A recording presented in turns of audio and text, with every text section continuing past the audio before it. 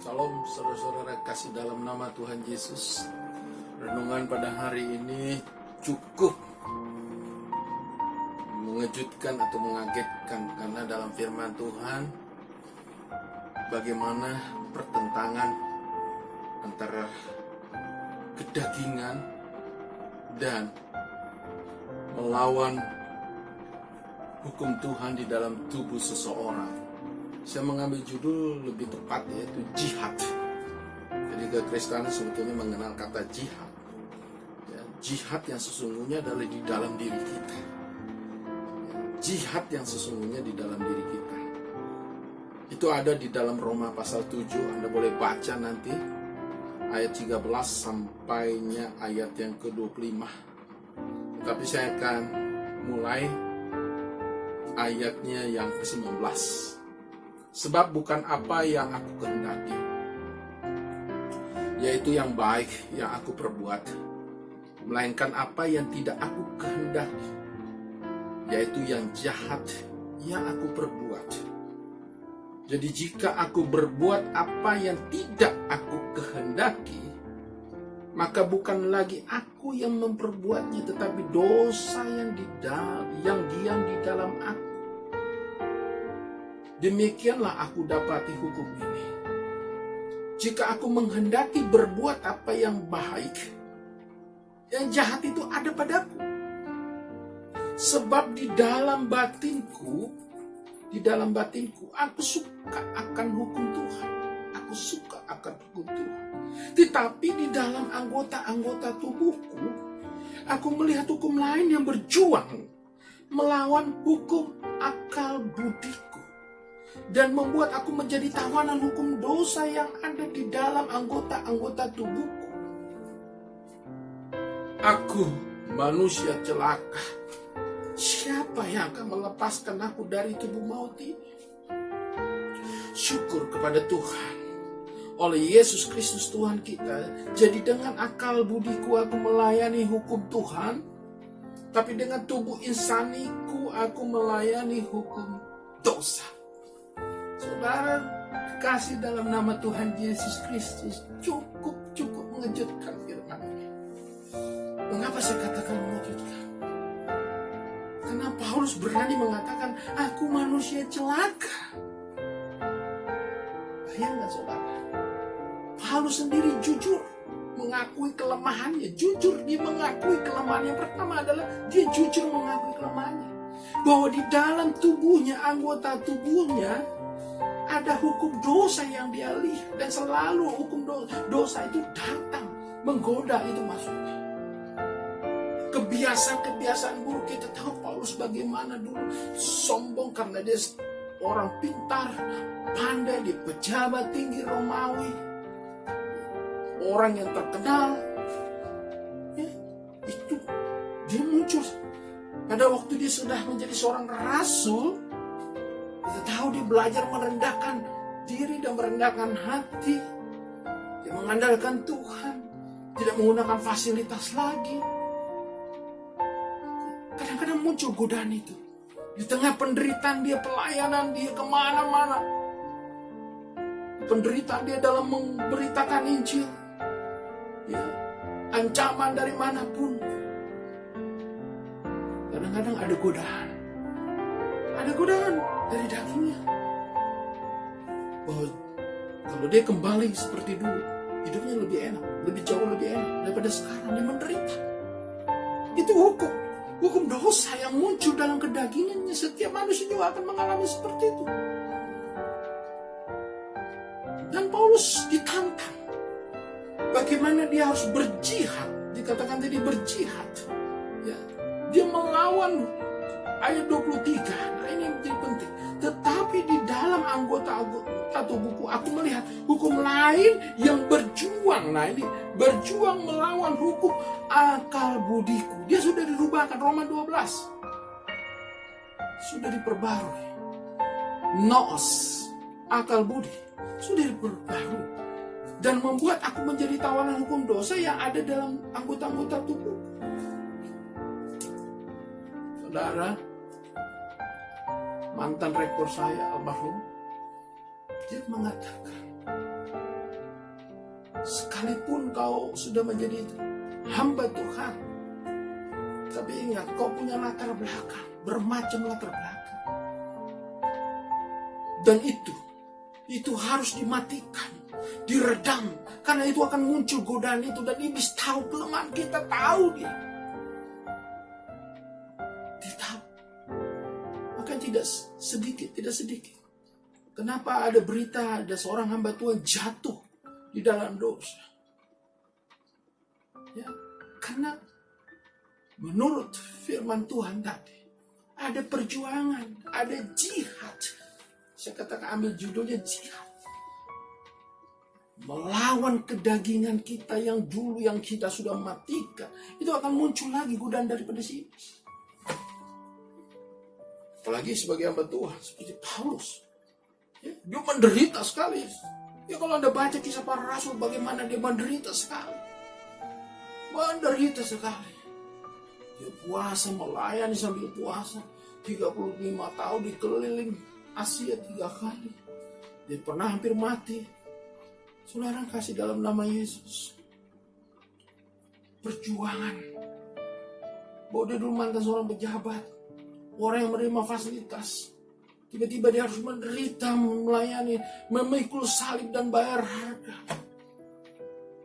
Tidak mudah. Saya katakan, saya sebagai hamba Tuhan juga merasakan sama. Saya bisa membawakan firman ini sama seperti yang saya rasakan. Persis apa yang dilakukan Paulus, itu pun saya rasakan. Dan saya sudah mengalami. Kadang-kadang saya berpikir. Di dalam penderitaan saya melayani, saya menginjil kemana-mana. Dengan tidak punya uang. Dihina, dikucilkan, dicibirkan, difitnah lagi. Aduh. Saudara, di tengah penderitaan memikul salib Tuhan dan bayar, kadang-kadang muncul. Kedagingan itu muncul. Enaknya kalau kembali kerja. Menjadi manajer, menjadi direktur, kembali lagi bekerja. Dengan gaji yang besar, dengan fasilitas yang banyak. Kita dihormati orang. Kita dibanggakan orang.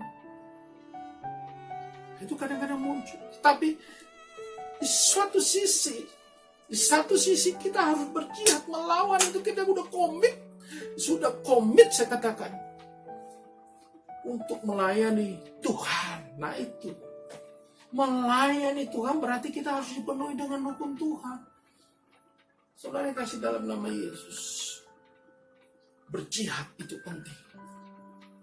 Ya, tadi saya katakan Paulus, begitu juga saya sebagai hamba juga sama. Nah, bagaimana dengan kita saudara yang melihat renungan ini? Apakah saudara juga terpanggil untuk berjihad? Ya, seharusnya, selayaknya kita harus berjihad. Harus berjihad. Kita harus tinggalkan yang di belakang. Kita harus tinggalkan yang di belakang. Jangan mengingat-ingat yang lalu. Mungkin saudara dulu orang yang hebat. Atau saudara menikmati kesenangan dunia, kenikmatan dunia. Sekarang mengikuti Yesus, harus ikut Yesus. Ya, bayar harga memang gak gampang. Dan memikul salib Yesus tidak gampang. Kita harus berjihad. Karena pernah ada kesaksian seorang mantan mahasiswa saya. Dia bilang begini. Pak dosen, saya hampir menyerah Pak dosen. Kenapa? Dulu waktu saya menjadi preman di ibu kota Jakarta dan terkenal. Preman di ibu kota Jakarta dan terkenal. Saya sehari bisa, pada zaman itu dia bisa mengantongi 5 juta. 5 juta rupiah, bayangkan, satu hari. Setiap hari dia belanja ke mall, di semua keluarganya dia bisa senangkan dengan uang 5 juta per hari. Perjalanan, dia ditegur Tuhan, dia pilih Tuhan, tangkap Tuhan, sekolah teologi. Pada saat dia sekolah teologi dan hampir selesai skripsi, dia konsultasi sama saya. Pak dosen, bagaimana? udah ikut Tuhan Yesus kok saya makin menderita. Kadang-kadang saya harus menarik angkutan umum, jadi supir angkutan umum, untuk bisa membiayai hidup keluarga saya. Rasa-rasanya, rasa-rasanya saya ingin kembali, Pak dosen, untuk menjadi seperti yang dahulu. Saya bilang, ingat, surga jauh lebih indah dari apa yang kau pikirkan. Dan ingat, tubuh dan darah Yesus sudah dikorbankan untuk dirimu. Jangan kau salibkan Yesus kedua kali. Saya bilang, inilah bayar hargamu. Engkau memikul salib. Saya bilang, orang yang namanya mikul salib itu ada yang enteng. Saya bilang, tanya kepada dia. Nggak ada, Pak dosen. Ya, itulah namanya mikul salib. Kalau mikul salib itu berat, menanggung beban, tanggung jawab. Saya bilang, begitukah? Mulai tercerah pikirannya. Dan kau harus bayar harga. Apa itu, Pak dosen, bayar harga? Oh, kau sudah berdosa banyak. Tuhan sudah membayar lunas semua dosamu dengan tubuh darah Yesus. Sekarang kau apa feedbackmu kepada Tuhan? Apa feedbackmu? Tuhan tidak menuntut sebetulnya engkau membayar, tetapi engkau harus bayar harga dari kehidupanmu, keberdosaanmu. Engkau menjadi orang kudus, itu yang namanya bayar harga. Harga yang murah dulu, kau harga binasa, kau jadi harga yang mahal. Kau jadi orang yang mahal, putra kerajaan sorga. Kau harus bayar harga, kau harus lepaskan itu semua. Wow, dia bilang, begitu Pak dosen? Ya begitu. Ya Pak dosen, saya enak aja ngomong. Lah saya juga mengalami. Jangan kau bilang saja kau yang mengalami. Aku juga mengalami. Bagaimana dulu hidupku senang. Sekarang aku ikut Tuhan Yesus, menanggung dan memikul salib. Menjadi seorang hamba Tuhan bukan gampang. Apalagi di Indonesia, saya bilang. Begitu. Sekali kau ikut Tuhan, jangan kau tinggalkan. Dan Tuhan tidak akan memanggilmu kembali jika kau kembali kepada kubangan. Pulanglah, saya akan doakan. Pikirkan itu. Dan jangan lakukan kembali seperti dulu. Apa yang terjadi, saudara? Puji Tuhan, pada akhirnya dia tidak kembali kepada kubangan itu. Puji Tuhan. Ini kesaksian. Dan dia memang mengatakan beberapa kali saya ngomong itu, nggak gampang Pak Pendeta, Pak dosen. Nggak gampang ternyata ikut Tuhan Yesus. Ya, kita harus berjihad setiap hari melawan kedagingan. Melawan kedagingan. Oleh karenanya, firman Tuhan tadi katakan, berjuang. Berjuang, ada jihad. Ada dua pertentangan, dua sisi dalam kehidupan seseorang. Semua orang, saya katakan bukannya Paulus, bukan saya, bukan hanya mantan mahasiswa saya, tetapi semua kita. Semua kita harus ada berjuang. Makanya di dalam Wahyu 21 ayat 7 dikatakan, barang siapa yang menang, nah itu, barang siapa yang menang. Menang terhadap apa? Perjuangan melawan dosa. Di mana dosa itu? Di dalam diri kita. Lawan berdosa dalam diri kita. Itu namanya jihad. Kita berjuang dalam diri kita. Itu jihad yang sesungguhnya. Makanya Wahyu 21 ayat 7. Barang siapa yang menang, aku mengakuinya sebagai anak. Dan aku sebagai bapaknya, kata Tuhan. Saudara yang kasih dalam nama Yesus.